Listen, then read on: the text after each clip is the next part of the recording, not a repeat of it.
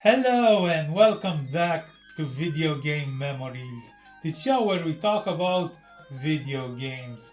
So today we're going to have a slightly different type of video. We're going to have a recent pickups type of video.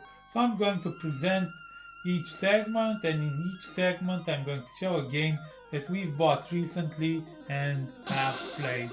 So without further ado, let's get to it.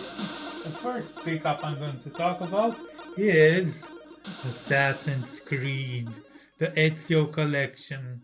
So this one contains Assassin's Creed 2, Assassin's Creed 2 Brotherhood, and Assassin's Creed Revelations, and also a prequel to Assassin's Creed 2, which I honestly don't really know that much about, and I'm a bit curious to find out more about it.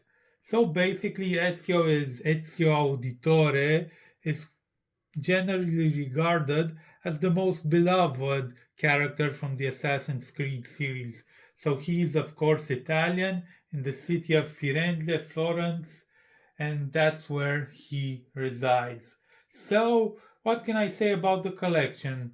Basically, I played these games back in the day in 2008, 9, 10 on the PC, but now that I have a PS4, I wanted to have them on that console as well. So, of course, these were released back in the day on the PlayStation 3, which I didn't have back in the day, but those on PlayStation 3 only ran in 720p. So this one, of course, runs in 1080p, being on the PlayStation 4. Just 30 frames per second, though no 60 FPS patch for these, which is a little bit disappointing, which I think the PS4 would have been more than capable to render these at 60 frames per second. But that's enough technical details. What about the game itself?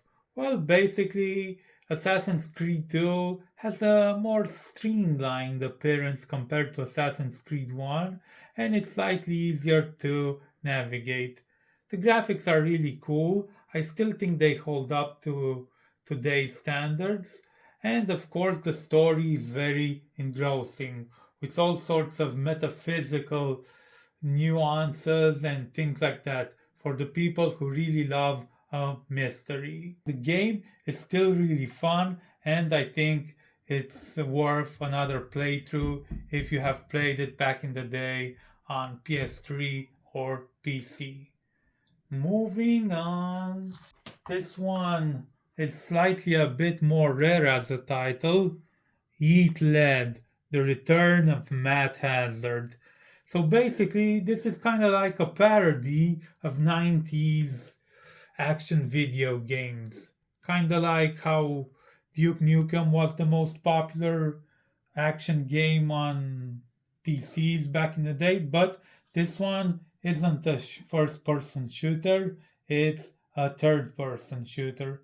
So basically, it hits jabs at video game tropes, quirks, and things like that. So I haven't gotten too much into it through it, but you know, it's fairly fun. It has its moments. It's basically filled with tongue-in-cheek humor about video games as a whole. And one thing I saw in a trailer, so I didn't reach this level yet, was basically that in some levels you're a side scroller. So this harkens back to like the early 90s and late 80s type of PC games. I mean, Duke Nukem was at first a side scroller, not an FPS. So that's about it about this one. I wanted to get this one on PS3, but I couldn't find it. So I eventually saw this one at a used shop here in the country I live. So it was like 10 bucks, I think, 10 euros, something along that line. Pretty cheap, I would say. And the cover is really cool, but I don't think in the actual game you can dual wield. Or maybe you can, and I haven't reached that level yet. But with that being said, let's move on to the next game. Now, a more recent title is Clair Obscur Expedition 33. So basically, I kept hearing about this one. I didn't really pay too much attention to all the talk about it, but after the Game Awards hosted by Jeff Keighley, I saw that it won Game of the Year and a couple more prizes. So it's the Game of the Year for 2025. I had to get it. So basically, it's a turn based RPG which is heavily inspired by JRPGs, which of course are turn based. So basically, you play as Gustav. He's the main character. Of course, you can switch to other characters throughout the game. And the story goes something along like this. Each year, a witch paints a number, and anybody whose age is above that number will vanish and disintegrate.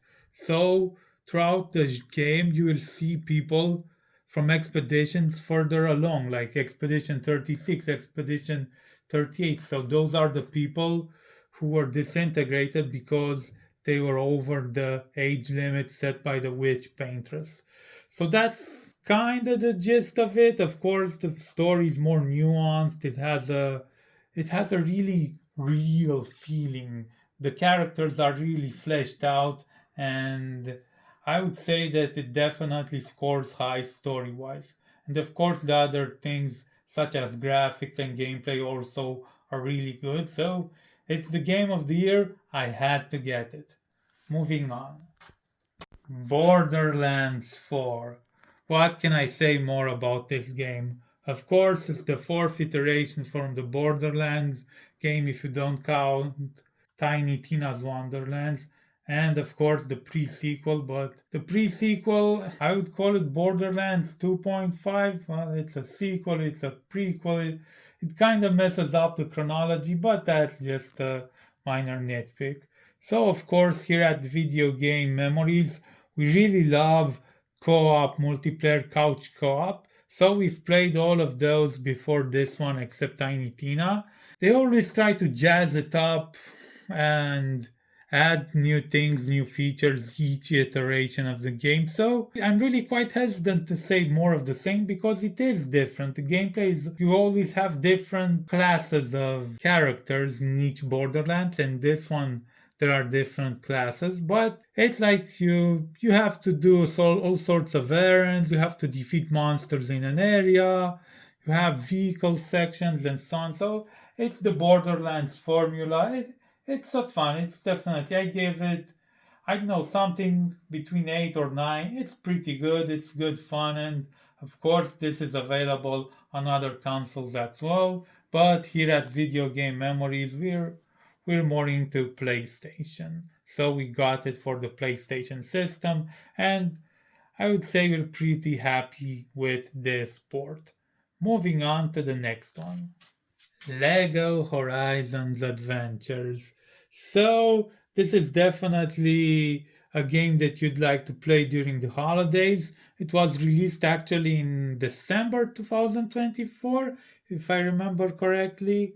And we didn't get it then, but we got it this Christmas. So we played almost half of it in just one sitting. I think it was like 6 or 7 hours. We just played and played and played and played.